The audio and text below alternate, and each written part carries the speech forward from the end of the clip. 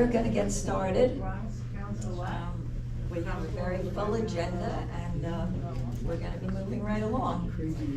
So again, feel free to take food anytime you want, and there are drinks there as well. So I want to welcome you. I'm Merrill Nadell. I'm the incoming president of the Riverdale Nature Preservancy. And there are several board members here, so maybe the board members who are here can raise their hands and identify themselves and say their names. You want to start, Jessica? Jessica Haller, hi, outgoing president. Thank you for coming. Okay. I'm Ann Shalom, brand new member of the board. Aaron Nittman. Okay. Let's see, Peter. Anyway, Sheridan. Sheridan Paulson. I'll talk to you later. Co-president and chair. And yes, we'll be seeing more of her. And Peter's in back. Peter Coleman. There. Okay, so I'm excited to welcome you to our annual community meeting. It's really wonderful to see both familiar faces and new faces here. So to give you a little bit of an introduction, in 1986, not quite that far back, the pioneers of the environmental movement in the Northwest Bronx came together under the banner of the Riverdale Nature Preservancy. Their mission and our mission today is to conserve, restore, and preserve the natural features, historic resources, and character of our neighborhoods. We focus primarily on the area encompassed by Community Board 8. So each year we design an annual program meeting, apologize for my voice, that touches on issues that we feel are timely for the community. With that in mind, this year's program has several parts. So first, we will have an introduction to Community Board 8 and its Land Use Committee, which are crucially important to the things that we do. Followed by an overview of the SNAD and related issues, and Sheridan will be handling those. Then we'll have an introduction to Plant Native Northwest Bronx and how it connects with the RNP. And then we are very excited to be welcoming our Congressman, Richie Torres, at around 8:15. We plan to follow a Q&A format for this portion of the program, and Jessica will be kind of managing all of that. Finally, we'll wrap up by hearing about the Bronx's blooming and its efforts to further green the Bronx. And trees will be distributed as we close. So with that, I think we're ready to for Sheridan to take it away. Always a problem. So, this is an overview, because I would never presume, can you all hear me, first of all?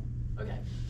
I would never presume to speak for the members of the community board. Raise your hands. Yes. Steve, Laura. And I want to thank Laura Spalter, past chair of the community board, Steve Fruit, who has been a member for a long time, David. Member of land use. And yes, not just a member, a very outspoken sort of summarizer of positions I have seen over the past year. So the overarching look. Could you use the mic? Sure. The overarching, does that do anything? It's on. Yeah. Just pull it closer. So the overarching overview of the community board's role is it has many committees that look at things that affect our natural environment. First and foremost, the Land Use Committee, which looks at all the applications for new construction, changes in zoning, etc. Traffic and Transportation, which looks at what the hell is going on with our streets. Are they in good repair? Not usually. Is traffic moving appropriately? Are there parking issues? It's an important one. The Environmental Overview Committee, which is essential, obviously, which relates to the Department of Environmental Protection and at state and city levels. And then the Parks Committee, which looks at our open space. Now that's spreading through a lot of the very specific committees, but it's important to look at the board's website. You Google Bronx CB8 and you will land on their homepage. They have at the top a calendar. They have the committees, and if you click on the committees, on the left-hand side, you'll see the list of all the committees. You click on the committee, and it will take you to their calendar and the agendas for their monthly meetings. So it's an extremely informative website. It has links to the 197A plan, which is our larger land use guidance, somewhat under attack by some of the things coming from the city. But in general, it's an excellent template, and it was a wonderful model for community-focused planning. And then the other things that you can look up are the findings, the resolutions that are presented each month to the full board. So the Community Board 8 is a wonderful resource to follow along with what's happening in general in the community.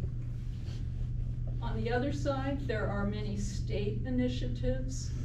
Our Community Board does not influence the state initiatives because we don't advise the state, but we do have state representatives come in and speak to us about things that affect the highways and water. And water is important, obviously. The second agency that I'll highlight this evening is the Department of City Planning, because they have embarked on a full citywide series of zoning initiatives called City of Yes. And the first section of City of Yes was for sustainability. That was adopted at the end of last year. Currently, there is a series of zoning text changes that are related to what's called economic development. And there are very interesting summaries. I would direct you to the city planning website to see how they describe the economic development package. And the city council will be holding hearings, which if you have different opinions than what city planning's proposal has advocated, the time for those comments and input will be at the city council. And Eric Dinowitz, our council member, is a very active member, and he will be listening to what the community says. So it's important to do that. The third part of City of Yes is for housing. And city planning is holding a series of monthly outreach to cover different portions of their housing thinking.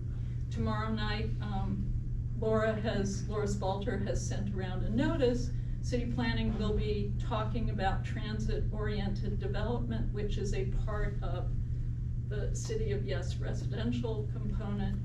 And it's best to go to city planning's website, Google NYC Planning, and you will get to the city planning website, and you look under initiatives or citywide initiatives, and it will have City of Yes. And there are many links, very worthwhile links. And last but not least, SNAD. And this is very important for the City of Yes thinking as you look at all the proposals. The Special Natural Area District is just that, special. And the city has multiple special districts.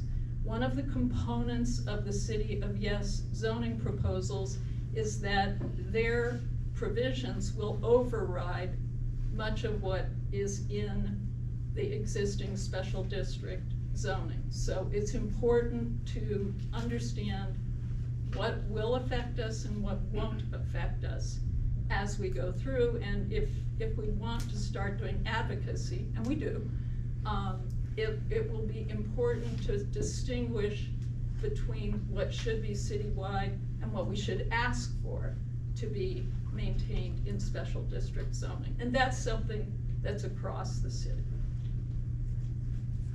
And we have signs. How many do we have? A bunch.